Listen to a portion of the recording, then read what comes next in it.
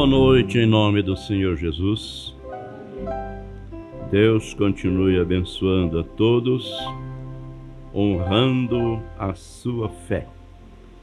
Nós vamos ler aos Hebreus, capítulo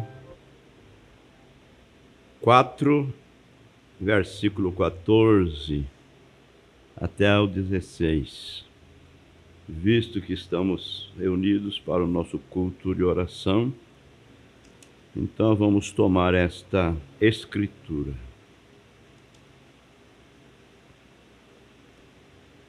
Aos Hebreus, capítulo 4.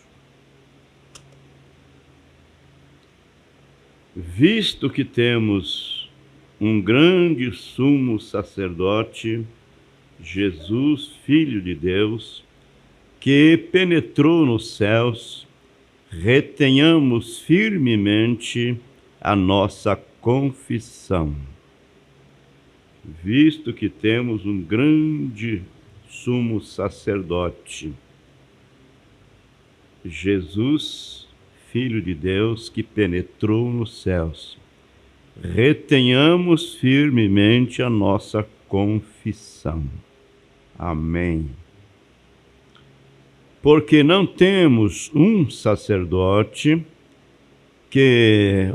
porque não temos um sumo sacerdote que não possa compadecer-se das nossas fraquezas, porém um que, como nós, em tudo foi tentado, mas sem pecado. Cheguemos, pois, com confiança ao trono da graça, para que possamos alcançar misericórdia e achar graça, a fim de sermos ajudados em tempo oportuno. Amém. Ele é o grande sumo sacerdote que está ali fazendo intercessão por nós. Mas daqui a pouco, cremos assim, que não vai tardar, não vai demorar, ele deixará esse lugar e ele vai vir para reclamar os seus. Então ele não será mais um intercessor, ele não será mais um advogado, ele será um juiz. E como juiz, ele vai julgar segundo a reta justiça. Os seus juízos são sem misericórdia. Então, amados, sabendo que temos este grande sumo sacerdote, que é o nosso Deus, que penetrou ali no céu, então vamos chegar com confiança ao trono da graça. Graça é favor imerecido, né? Para que possamos alcançar misericórdia e acharmos graça, a fim de sermos ajudados em tempo oportuno. Esse tempo, esse dia, ainda é um dia de grandes oportunidades. Mas quando fechar a porta da graça, e ele deixar esse lugar de intercessão, então não haverá mais graça, não haverá mais misericórdia. Senhor Deus, aqui estamos novamente desfrutando desse grande privilégio. O Senhor nos concedeu graça para deixarmos nossas casas, nossos lares, nesta noite quente, calorosa, para virmos à tua casa, a este lugarzinho simples, humilde, na verdade, mas é um lugar que o Senhor preparou, onde seus filhos poderão entrar e adorar ao Senhor na beleza de sua santidade, e ouvir a tua palavra e receber as bênçãos que o Senhor tem proporcionado por nós desde antes da fundação do mundo. Eu me rendo a Ti, Senhor, juntamente com esses amados irmãos que estão reunidos e aqueles que ouvirão através da internet, que darão atenção à Sua palavra, que darão tempo para servir, para ouvir ao Senhor. Pois sabemos que a fé vem pelo ouvir e ouvir a Sua palavra. Então fale conosco, Pai. Nós te pedimos e somos muito agradecidos no precioso nome do Senhor Jesus. Amém. Amém. Assentai-vos.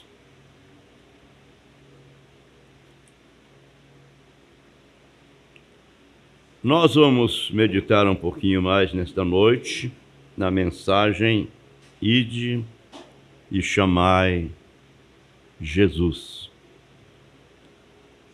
Nós paramos aqui no parágrafo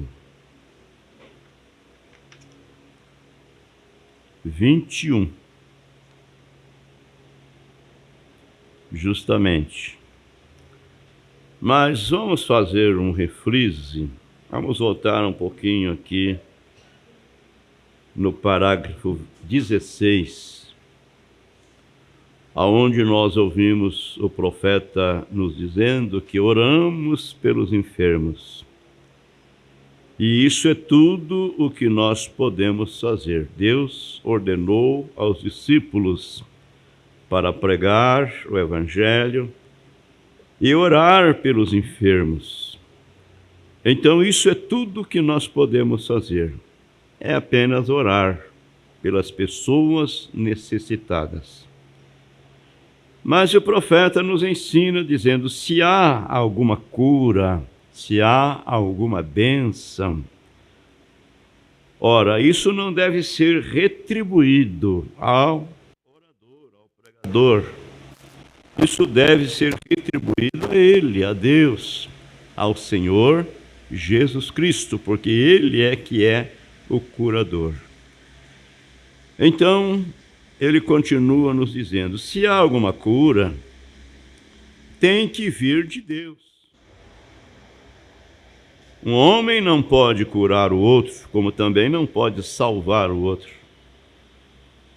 Por bem intencionado que ele seja, por muito que ele ame aquela outra pessoa, mas ele não pode salvá-la, ele não pode curá-la. Somente Deus pode fazer isto.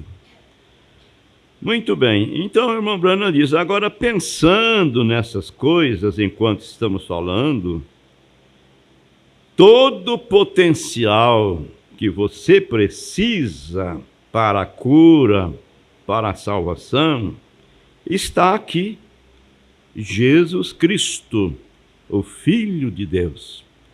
Foi Ele quem pagou o preço, Ele pagou tudo no Calvário. Amém. Naquele dia do Calvário, quando Ele morreu para nos salvar, através daquele sangue que Ele derramou para purificar os nossos pecados, Ele também nos curou. Amém. Então, todas as bênçãos redentoras que nós temos necessidade foram concedidas a nós ali no Calvário. Então, ele continua nos dizendo, todo o potencial que você precisa para a cura já está aqui. Jesus Cristo, Filho de Deus, pagou tudo no Calvário. E está aqui para quem quiser ter cura divina. Você quer? Você deseja? De todo o seu coração? Ele é um Deus onisciente. Amém. E a única coisa necessária para operá-la, isso é para receber a cura, a bênção, a salvação, é a sua fé. Tudo é possível àquele que crer. Amém. Amados, aí o profeta diz assim, bom, você diz que crê, aqui em cima. Mas o que diz o homem do comando do barco?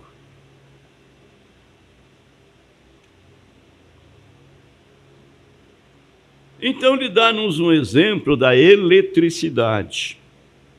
Se o eletricista que fez aquela instalação fez as coisas bem de acordo, colocou os fios de acordo, o negativo, o positivo, o terra, muito bem. Então, a energia, a eletricidade está ali. O que você precisa fazer é simplesmente apertar o botão.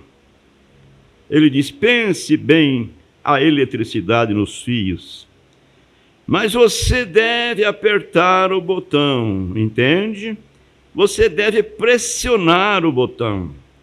E pela fé você aperta o botão, crendo que funcionará.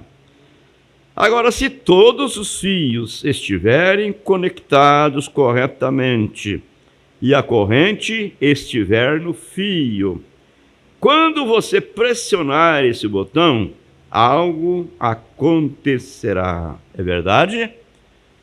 A luz se acenderá ou se apagará, depende da maneira que você está desejando. A maneira como você pressiona o botão, nós dizemos assim, a tomada, não é? Se está tudo em ordem, a eletricidade ali, então as luzes se acenderão corretamente. Bem, é da mesma forma que é para a cura. Meu Deus, é da mesma forma que é para a cura.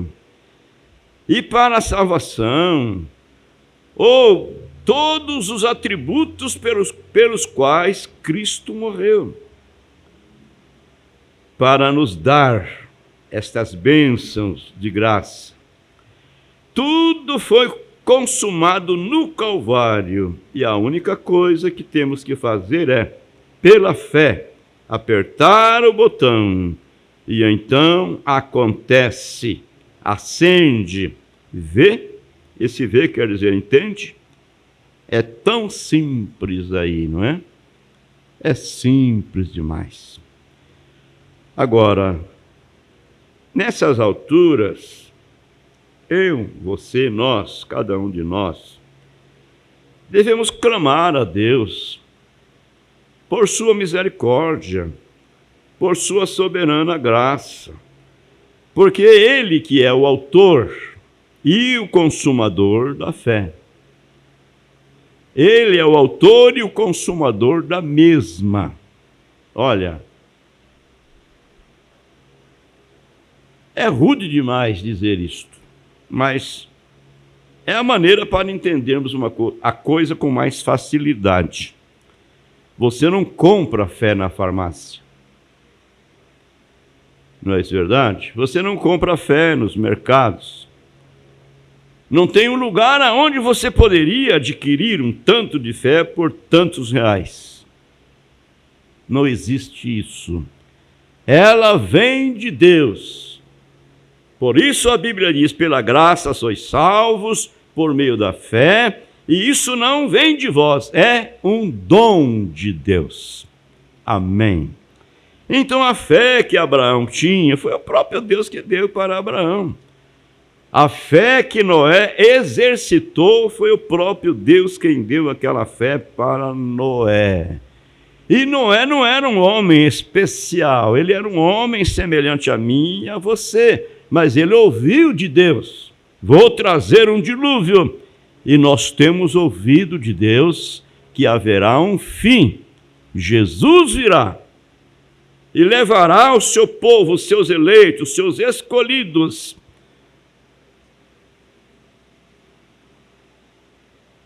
Nós ouvimos isto e nós temos crido nisto. Então, amados, precisamos simplesmente exercitarmos a nossa fé. Tudo foi consumado no Calvário e a única coisa que temos que fazer é pela fé, apertar o botão, então algo acontece, acende, é simples demais. Realmente, deixa eu voltar aqui. Nós que oramos pelos enfermos, muitas vezes eles nos atribuem o nome de curador divino. Mas realmente não existe tal coisa como um curador divino, um homem que seja um curador divino. Pois Cristo é o curador. Amém. Ele é o autor da vida. E não existe um Salvador divino entre os homens. Cristo é o Salvador. E apenas pense que cada pessoa que foi salva ou será salva, foi salva no Calvário. Amém. O perdão foi dado aos pecadores lá no Calvário. Quando Jesus morreu naquela cruz para salvar o pecador, ele salvou o mundo inteiro, desde Adão até o último que vier, até a vinda do Senhor Jesus. Então, se o perdão está estendido a todos, então todos serão salvos? Todos irão para o céu? Não. Um perdão só é válido como perdão quando ele é aceito como perdão. Estão entendendo? Quando ele é recebido como perdão. Então Jesus perdoou, mas alguém não o recebeu? Alguém não o aceitou? Então esse perdão não é válido para ele. Meu Deus. Apenas pense em cada pessoa que foi salva ou será salva, foi salva no Calvário. É aí que a Bíblia diz que ele foi ferido por causa das nossas transgressões e pelas suas pisaduras nós fomos sarados. Isaías capítulo 53. Agora, a única coisa é pregar a palavra. Jesus Cristo, o Filho de Deus, comissionou seus discípulos a irem por todo o mundo e pregarem o Evangelho desde então, dizendo: esses sinais seguirão aos que creem. Amém. Bom, abrir um parênteses aqui e colocar o meu pensamento próprio. Na pior das hipóteses, é que nós, seres humanos, acostumamos com tudo. E quando se acostuma, se acomoda. E o profeta vem e diz que a ciência, ela tem deturbado a fé cristã. Quanto mais ciência, mais incredulidade. E é verdade.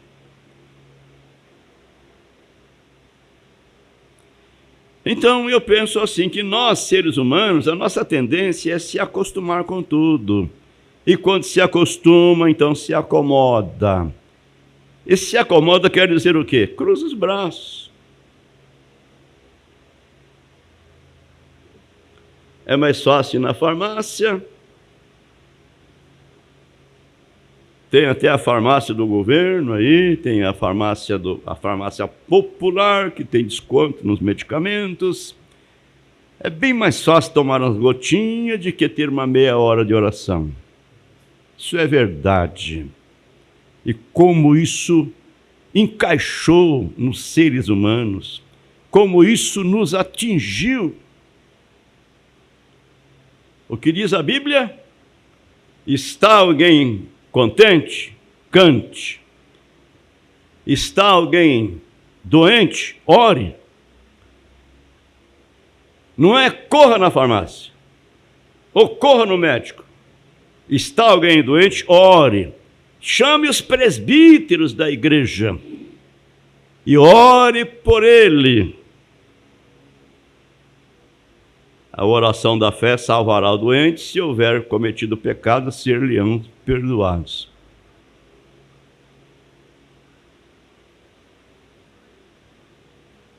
Agora, no parágrafo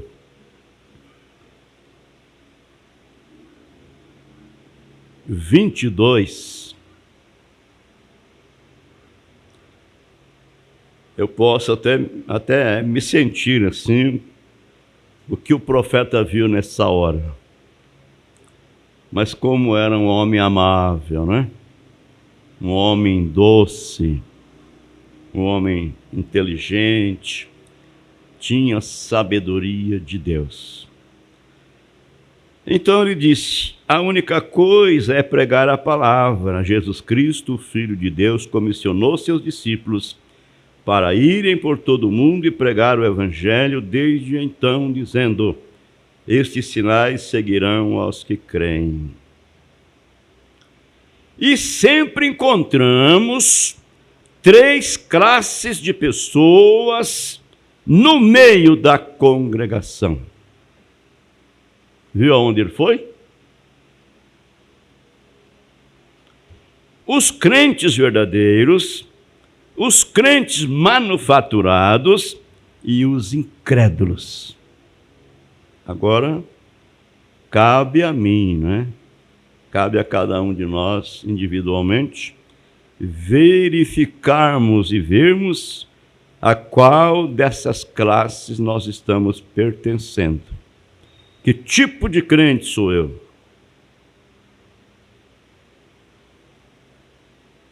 Sempre encontramos 3 classes de pessoas no meio da congregação: os crentes verdadeiros, os crentes manufaturados e os incrédulos. Irmão Branham, na mensagem intitulada 3 classes de crentes, ele detalha isso para nós, dizendo que os incrédulos eram aqueles 70 discípulos que Jesus enviou de 2 em 2 para pregar o Evangelho, para expulsar os demônios e para curar os enfermos. 70 deles, de 2 em 2. E quando voltaram alegres, regozijando e dizendo para Jesus: Senhor, em teu nome até os demônios nos obedecem. Mas Jesus falou assim: olha, não alegrai-vos somente por causa disso, mas antes alegrai-vos, porque o vosso nome está escrito lá no céu, lá no livro da vida. E Judas era um deles, Judas Iscariotes. Era um dos 70. Aí fizeram a pergunta para o irmão Branham: então o nome de Judas estava escrito lá no livro da vida do Cordeiro? O profeta disse: sim, estava, mas ele foi riscado. Muito bem, então aqueles 70 foram os primeiros a ir embora. Porque quando Jesus pregou São João 6, aquele que não comer da minha carne, não beber do meu sangue, não tem vida em si mesmo. Porque a minha carne verdadeiramente é comida, o meu sangue é verdadeiramente bebida. Quem come a minha carne e bebe o meu sangue tem a vida eterna, e eu ressuscitarei no último dia. Amém. Olharam assim um para o outro, e a multidão se dispersou, foi embora. Jesus olhou, ficou somente os 12. Veja bem, ficou somente os 12. E Judas Iscariotes era um deles. Era um dos 12. Então Jesus olhou para eles e perguntou: vocês também não querem ir? Cadê a multidão? Que foram alimentada com aqueles 5 pães, aqueles 2 peixinhos. Ah, Senhor, o Senhor pregou um discurso muito duro aí, muito difícil, comer da sua carne, beber do seu sangue. O povo não entendeu não, foi embora. Os 70 tinham ido embora também. Aí Jesus perguntou para ele: e vós não quereis ir? Vós também não quereis irem? Mas a Bíblia diz que Pedro disse: Senhor, duro é esse discurso. Quem o pode ouvir? Está escrito assim. Duro é esse discurso. Comer da sua carne, beber do seu sangue, quem pode fazer isso? Mas para quem iremos nós? Para quem iremos? Para onde iremos? Qual igreja iremos? Sabemos que somente de ti provém palavras de vida eterna. Duro esse discurso, mas nós vamos permanecer aqui. Então o irmão Brana disse: os 70 representavam os incrédulos. Veja bem, Judas Iscariotes representava o manufaturado. O profeta diz que a classe mais difícil é o manufaturado. Ele quase chegou ao Pentecostes. Mas os demais eram o tipo de crente genuíno, verdadeiro, tal como Pedro. Duro esse discurso, mas para quem iremos nós? Somente de ti provém palavras de vida eterna. Ó igreja, deixa acontecer o que acontecer. Mas nós vamos permanecer na palavra. Amém. Nós vamos permanecer crendo na mensagem. Porque para quem iremos nós? Você já fez essa pergunta para você? Para quem iremos nós?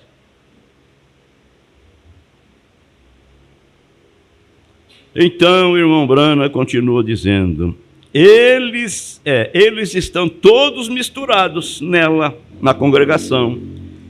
Eles existiram em seu dia, nos dias de Jesus. Então ele diz na mensagem 3 classes de crentes que aonde há um grupo de pessoas reunidas, ali existe 3 classes de crentes.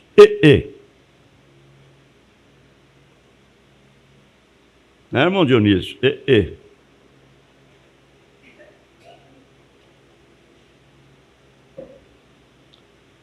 Eles estão misturados nela, eles existiram em seu dia e eles existem agora também. Mas o verdadeiro crente não está tentando ouvir alguma grande pregação intelectual. Meu Deus! Ou alguma pessoa bem vestida, ou alguém grande, ou algum grande mestre no púlpito. Os verdadeiros crentes.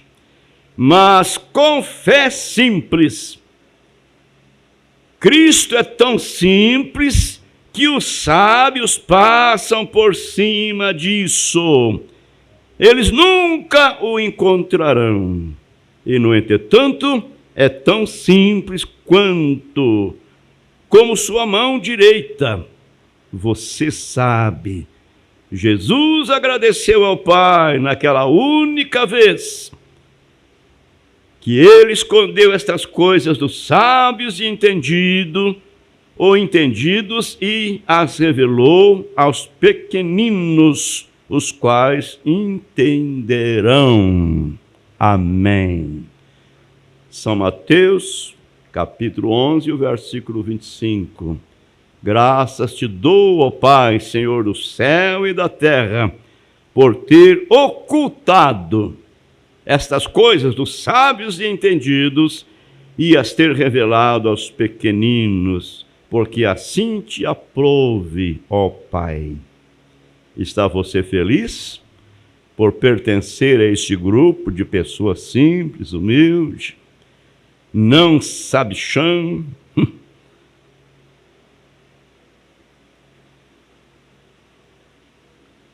Veja isso aqui, o profeta dizia: hoje, quando nossas igrejas estão se tornando em exibicionismo hollywoodiano, veja bem, nossas igrejas estão se tornando em exibicionismo hollywoodiano, em vez de apenas um evangelho puro e simples, vê? Isso se tornou um desfile de vestidos e uma roupagem intelectual, até que parece confundir as pessoas. Mas eu, o profeta diz, eu, pronome pessoal, eu gosto disto exatamente da maneira que a Bíblia tem aqui. Simplesmente simplicidade, para crer que a obra foi terminada por aquele grande Jesus Cristo, e a Ele amamos e louvamos. Amém. A Ele damos toda a honra e toda a glória. Vamos orar? Vamos orar com o Senhor? Eu acho que domingo eu exagerei um pouco na escola, não foi? Eu não prestei atenção no relógio, mas hoje estou olhando no camarada. Vamos falar com Deus? Olha, irmão Brana diz que a única maneira de adquirirmos o que temos necessidade é pedindo, é orando, é suplicando. É como a criança não tem um outro meio para ser atendida a não ser chorando. É um meio provido por Deus. Ela chora, ela bota a boca no trombone. E tem aqueles que choram mesmo, de verdade. Eu tenho um sobrinho, nós morávamos na roça naquele tempo, não tinha SUS, não tinha esse negócio não. O negócio era chazinho lá da horta e o piá, rapaz, mas gritava, viu? Mas gritava. Chorou tanto que o umbigo dele chegou a crescer. E o patrão, que era um alemão, dizia, é bom ele chorar, né? Porque criança não faz exercício. O choro faz exercício, vai ficar um homem muito forte. E de fato ficou mesmo. Então, chore. Não fique dando risada não, e brincando não, né? Aproxime-se dele com fé, com confiança. Aleluia. Vamos fazer isso.